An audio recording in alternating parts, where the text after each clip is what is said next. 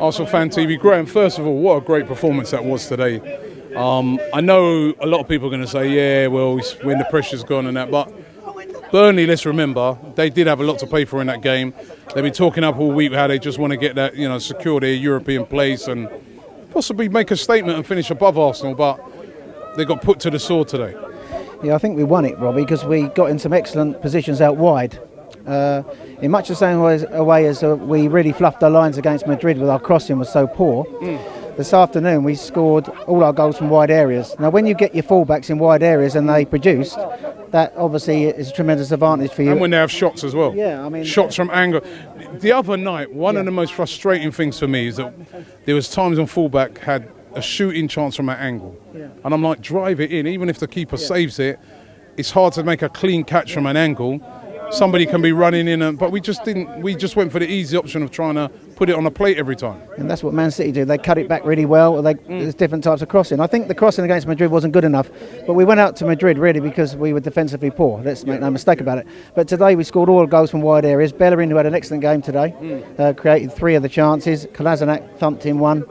And I think when you spent today talking about Arsene Wenger, and obviously I'll do a little tribute what I think that he's been for the club shortly, but I think the thing that he's leaving for the next manager is 2 absolutely outstanding strikers. Yeah. And we saw that today, and I think that getting them together next year in a 2 is, I think, very important fundamentally. Like we saw at Athletic, with Griezmann and Costa up front.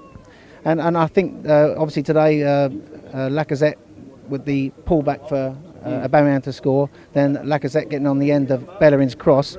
And the thing is, I look at one of our great partnerships actually when we used to play 4-4-2 was Ian Wright and Alan Smith. Now, Alan Smith used to hold the ball up, and Wright used to run on beyond, didn't he? And Wright had the pace. Now Aubameyang's got the pace.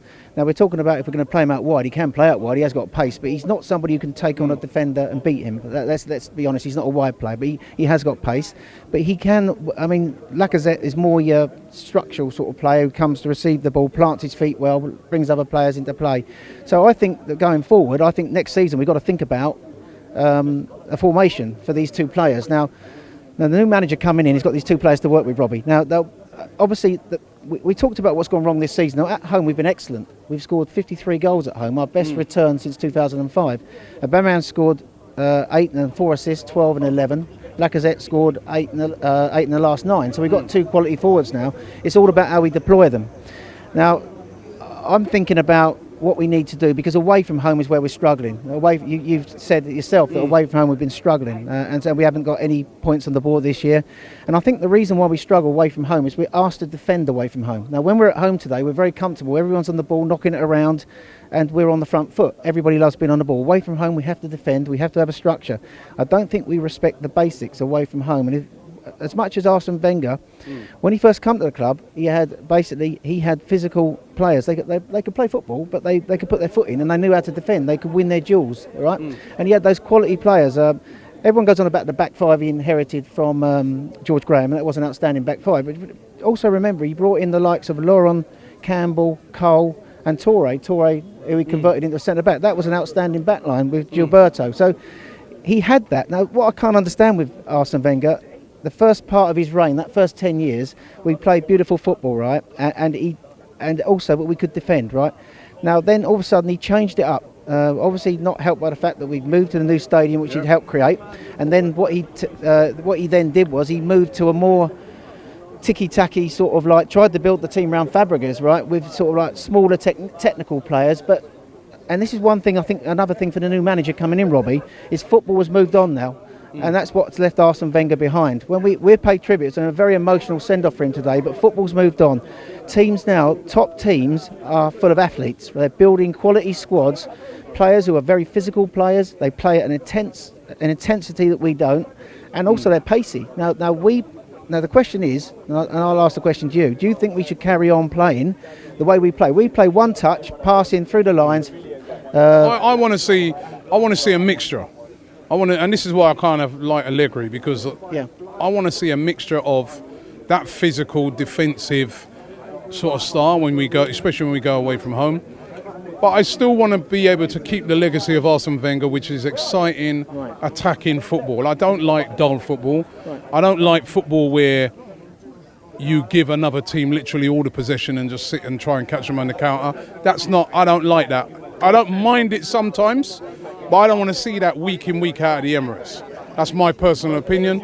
Obviously, I want to be winning things, but the legacy of Arsene Wenger's style of football, some aspect of that we must keep. That's my personal opinion. And we can play that at home. If we went with a 4-3-1-2, so we had 4 at the back and we had 3 midfielders, a DM, we need a DM, a right-sided, left-sided, 3, Ozil or Mkhitaryan in behind, we can play that sort of football. But away from home, we have to respect the basic rules of football. Now, you need to have security, solidity at the back, and also you need to have a midfield platform, and that's what he hasn't done. It's not without reason that Koscielny is now folding. I think that's the end of his Arsenal career, right? And I don't think he's going to come back because he's been left in an unstructured sort of side where he's always having to do shuttles up, shuttles forward and to fill space where our midfielders have vacated the space, and he's been left exposed. So that's one of the things with Koscielny. So we do need to have a better structure away from home. So I think one of the things the manager could do is away from home. I've talked to you before, and I still think that we should do it against top teams, is go 3 at the back. Now, here's an interesting stat for you. Since we've gone back to the back 4, and everyone tells me that the back 3 wasn't working, we've gone back to a back 4 this year. We haven't won a game with a back 4, all right, away from home in the Premier League. Yes, we have in Europe, but not in the Premier League. So if we went with the back 3 solid defenders, and when we had 2 wing-backs high up the pitch, then we had a central midfield, we could still play 2 forwards and Ozil or Mkhitaryan in behind. So it's like either a 3-4-3 or a 3-4-1-2. That would give us more of a structure away from home and give us a solid foundation in the game.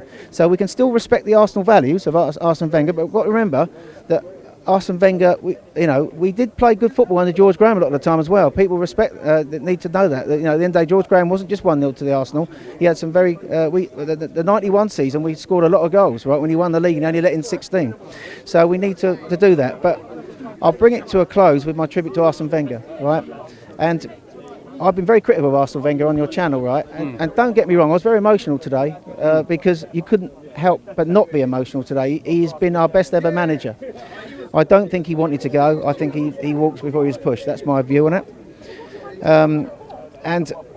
But whether you think that he outstayed his legacy or not, you can't help but applaud him for what he's done for this football club. Wenger's gone. Wenger's gone. His legacy, right, is he gave us an invincible season, and I think today Manchester City got awarded the Premier League title, didn't they? He set the benchmarks for teams to follow, right? And his football is what Manchester City, I think, have tried to emulate, and what all teams try and emulate. So his legacy will be enshrined forever. An unbeaten season, an invincible season. He won the league at White Hart Lane.